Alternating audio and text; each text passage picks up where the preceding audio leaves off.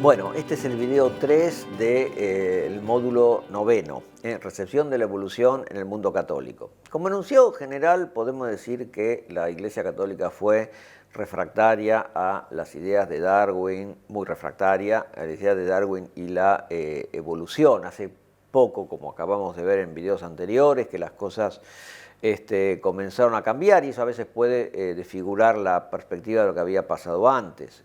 De todas maneras, en este momento hay sectores eclesiales que siguen hablando de la evolución como si fuera una teoría, en el sentido de algo no totalmente comprobado, algo de lo que hay que desconfiar porque todavía no está comprobado.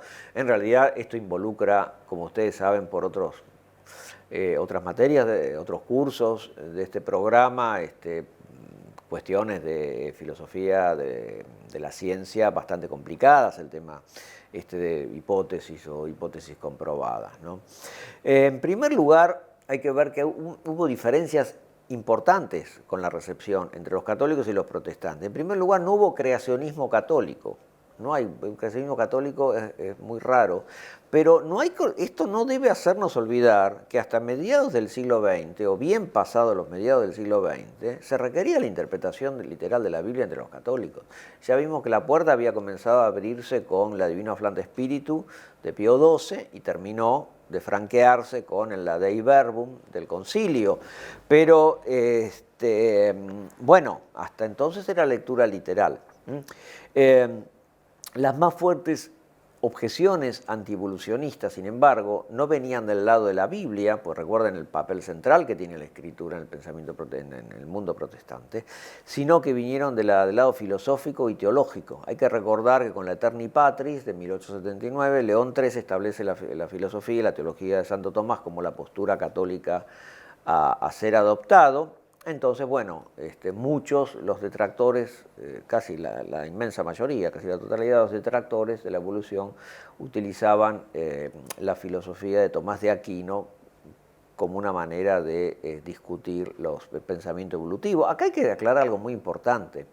La filosofía de Tomás de Aquino fue formulada, la teología de Tomás de Aquino más bien, fue formulada en el siglo XIII, donde no había evolución y no la hubo por 7 siglos a venir, o sea, no puede calificarse de antievolucionista, porque no había evolución. En segundo lugar, hay que tener en cuenta que un teólogo, Karl Rahner, uno de los grandes teólogos del siglo XX, uno de los más grandes teólogos del siglo XX, realmente él, desde una postura que abre posturas conciliatorias y diálogo con la evolución desde dentro del tomismo. O sea que lo que sí en el rechazo católico pesan cuestiones dogmáticas, como la doctrina del alma, la doctrina del pecado original, el monogenismo. Hay un mundo dogmático que se problematiza ahí. El pensamiento evolucionista fue parte de la marea de la ciencia triunfante, fue parte del liberalismo, parte del secularismo y parte del racionalismo, que fue concebido como una especie de ataque, en gran medida lo fue, con respecto al catolicismo. La Iglesia Católica se abroqueló en una posición de defensa y de rechazo total de esto con el sílabus de Pío IX y el Vaticano I.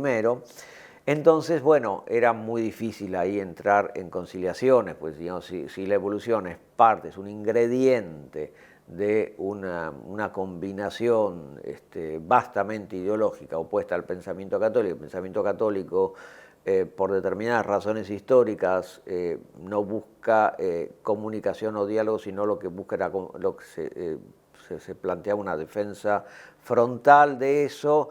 Bueno, las cosas eran muy difíciles que se hubiera transacciones de tipo conceptual entre ambos mundos, ¿no es cierto? Ahora, el argumento del diseño tampoco fue importante en el mundo católico, nunca fue una cosa de demasiado peso como fue en el mundo protestante. Y en el mundo protestante fue, y todavía sigue siendo muy importante. ¿Por qué? Porque por los 2 siglos y medio de teología natural, porque el argumento de diseño fue el núcleo de la teología natural, y es por eso que todavía se discute, y es por eso que muchos autores, todos los del ateísmo científico, dicen, tratan de invalidar o invalidan, como quieran, no importa, no vamos a discutir eso, el argumento del diseño y concluyen, entonces Dios no existe. Eso para el mundo católico es algo así como bastante disparatado, pero eso tiene su lógica en un mundo protestante que estuvo sometido, digamos, en el cual hay que entender la fuerza cultural de la teología natural desde el siglo XVII hasta el siglo XIX y del argumento del diseño para entender este tipo de discusiones y reacciones. Muy bien, a diferencia de lo que pasó con Galileo, la Iglesia como institución no condenó el pensamiento evolutivo. No hubo una condena como hubo en el caso de Galileo, ¿no es cierto?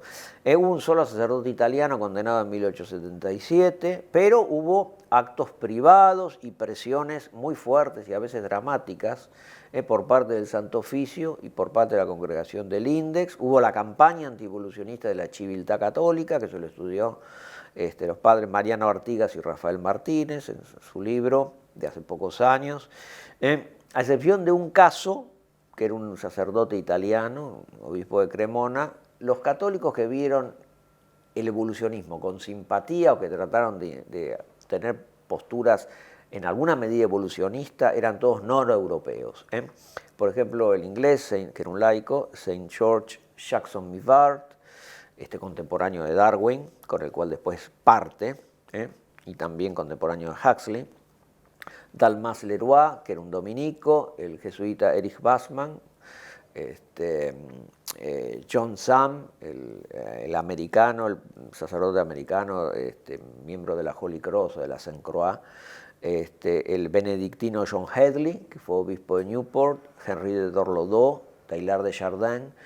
Estos son algunos de los evolucionistas católicos más importantes hasta la segunda mitad del siglo. No evolucionistas, cuando decimos evolucionistas tendríamos que decir más precisamente que tuvieron alguna apertura con respecto al pensamiento evolutivo.